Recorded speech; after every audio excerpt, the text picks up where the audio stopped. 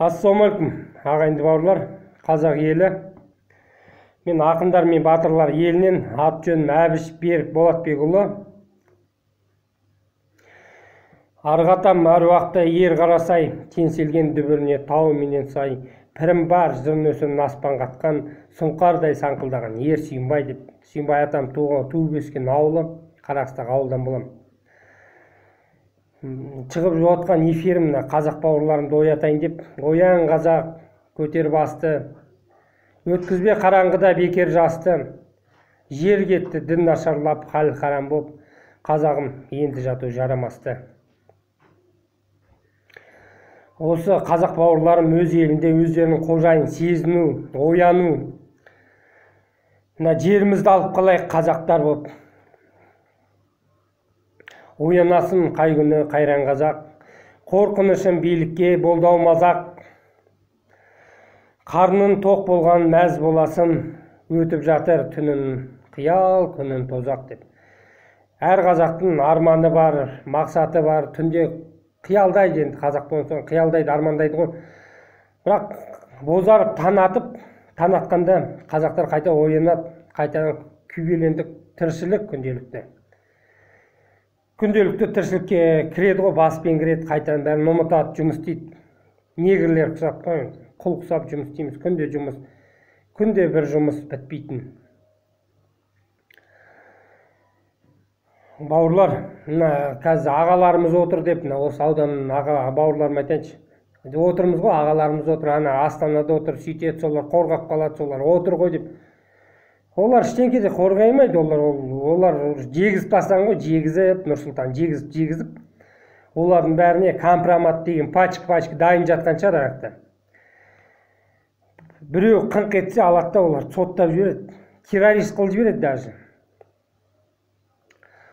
Соңғы қазақ бауырлар, біз біріксек, төртеу түгел болса көктей келек дейді, біз бірігуіміз керек.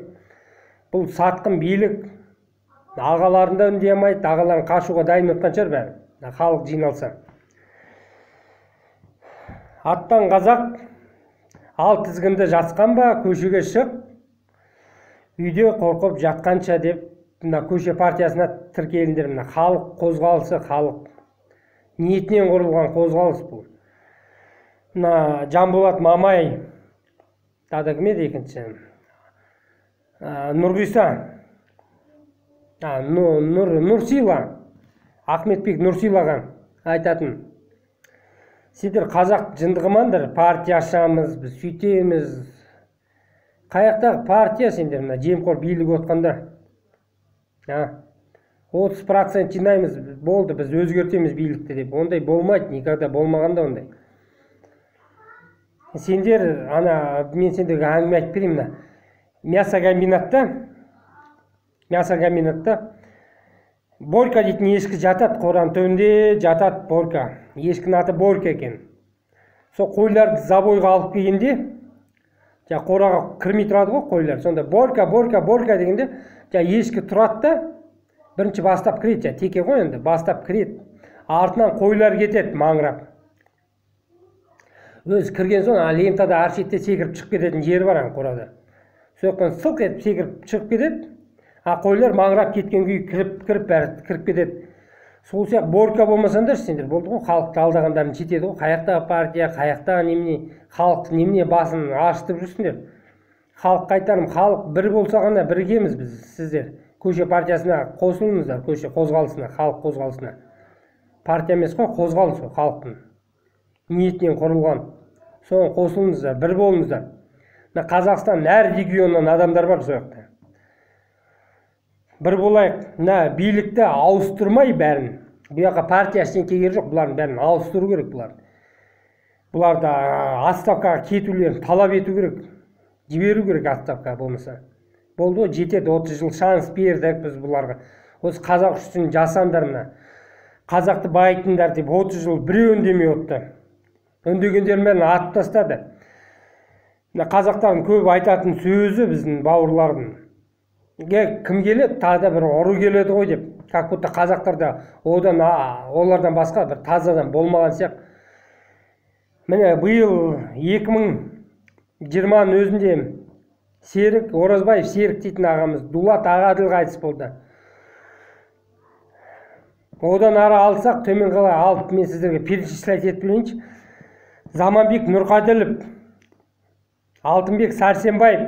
Одан ары алсақ, біздің өз ауданымызда туып өскен батырымыз бар, өзіміздің Қаныбек дейтін. Қаныбек ағамыз, ол да кісі оппозиционер болған.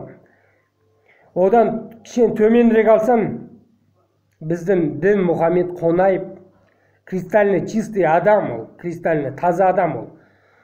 Қазақтарда болған ғой таза адамдар, болмаған емес, болған ол. 86 жылғы әпке ағаларымыз болды ғой қазақтарда, болған жоқ емес. Батырлар да бол, таза адамдар да бол. Одан ары алсаңдар, Алаш, Ахмет Байтұрсын, Мыржақ, Дулатов, көп қой бізде. Біздің алғашқы президентіміз Әлихан Бөкейхан 9 тілді білген. Қазақты ойлаған азаматтар көп болды қазақтарда. Қазақтар, сендер өйтіп күмәнмен қарамаңдар, кім болады деп. Тағы да бір жемқор келеді ғой деп. Жемқор келмейді, жемқорды келтірмейміз. Біз санаулы қазақпыз, бізде қазір бәрі айтады, бізде 9 миллион бар, 10 миллион бар дейді, жарайды, 10 миллион дейді, соның 50%, 50 емес 60% әйелдер 10 миллион. Сонда 4 миллион қалды ма? Соның чал, бала, соның алып тастағанда, бала шағын. Сонда қанша қазақ қалды, қанша қазақтың еркегі мына. Батыр қалды осы. Біз батырмыз дейді. Қанша қазақтың жігіті қалды, айтыңыздар сен. Санап берем. 3 миллион ба, асып кетсе 3 миллион шығар енді. 3 миллион еркек, қазақ еркек осы. Үлкен территорияның байтақ елімізде 3 миллион қазақ бар. Соның өзін бір-біріне жау қылып қойды Нұрсұлтан. Саясатын Нұрсұлтан. Ол саясатты қолдап Тоқаев, Қасым-Жомарт Кемелұлы. Сенбейміз ешкімге. Біз ояндық, қазақтар, сіздер тұрыңыздар, қосылыңыздар. Қосылу қиын емес, телеграмға кіресіздер, көше, Алматы көше партиясы, әр региондық, Атырау болса Атырау көше партиясы, Өскемен болса Өскемен көше партиясы. Қазақсыңдар ғой, оятындар. Нұрсұлтан Назарбаев біздің гимнімізді ауыстырып, неге ауыстырып десек, біз деген оңай айтылады деп. Ана алдыңғы гимніміз жаралған намыстан, ода сөздер мағынасын естісеңіздер, мағынасы терең жатыр екен ғой ояқта. Жаралған намыстан қаһарман халықпыз, азаттық жолында жалында жаныппыз деп. Халқым, сол гимнді хотя бір тыңдап, сол мағынасын түсініңіздерші, мағынасын түсініп, балашағымыздың, осы еліміздің болашағы үшін, балаларымыз Қытайдың, басқа ұлттың құлы болып кетпеу үшін оянатын кез келді, болды, ұйықтады. Қосылатын, біргетін кез келді, ағайындар. Ниет етіңдер, біргейік, көбейік, билікті ауыстырайық деп. Ал қош сау болыңыздар.